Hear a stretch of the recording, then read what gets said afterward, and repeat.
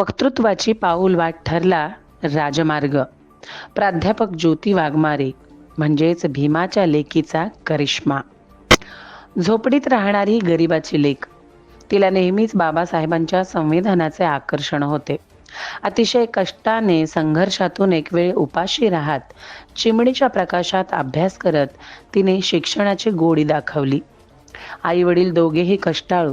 भावंडांचा सांभाळ करत तिने 10वी पर्यंत अतिशय नेटाने शिक्षण घेतले. पण 12वीत संपूर्ण राज्यात मागासवर्गीय विद्यार्थ्यांमधून प्रथम येण्याचा मान तिने पटकावला. तिच्या या यशाने एक लेक काय करू शकते हे पुन्हा पुन्हा सिद्ध केले. आता ज्योतीचा प्रकाश मशालीसारखा धगधगत होता.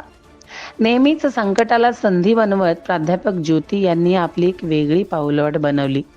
सुरुवातीला देशाचे माजी गृहमंत्री सुशीलकुमार शिंदे यांच्या काँग्रेसमध्ये त्यांनी काम करण्याची इच्छा दर्शवली.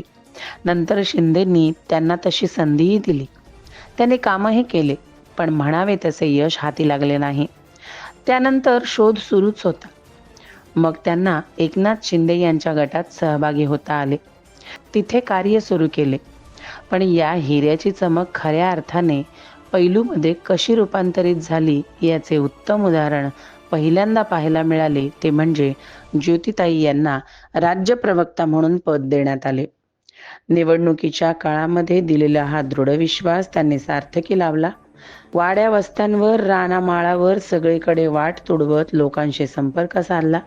तेलुगू असो, मराठी असो, हिंदी असो किंवा इंग्लिश, कानडी अशा कोणत्याही भाषा बोलून लोकांच्या समस्या सोडवत लोकांशी संवाद साधून त्यांना जवळ केले.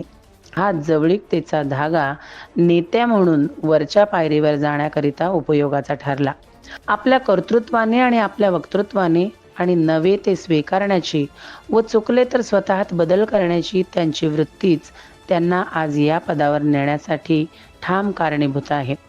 संविधान तोंडपाठ असणाऱ्या, छत्रपतींचा इतिहास वारंवार मनात रुजवणाऱ्या आणि महिलांना सांगणाऱ्या, फुले शाहूंचा विचार तळागाळात पोहोचवणाऱ्या या रणरागिणीला युवा महोत्सवाच्या वक्तृत्व स्पर्धांमधूनच खऱ्या अर्थाने आपल्यातील वक्तृत्व शैलीची ओळख झाली. वादविवाद स्पर्धा असो किंवा वक्तृत्व स्पर्धा, कधीही प्रथम क्रमांक चुकवला नाही आणि खऱ्या अर्थाने तिथूनच आपल्यात वक्तृत्व खूप चांगल्या पद्धतीने आहे, त्याला केवळ पैलू पाडायला हवेत असा ठाम निश्चय करत त्यासाठी अथक परिश्रम केले.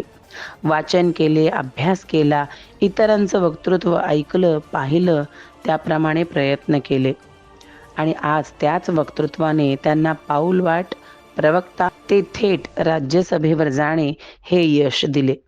अशा या कष्टाळू, मेहनती, चिकाटीच्या आणि जिद्दीच्या रणरागिणीला, सोलापूरच्या लेकीला आम्हा सोलापूरकरांचा सलाम.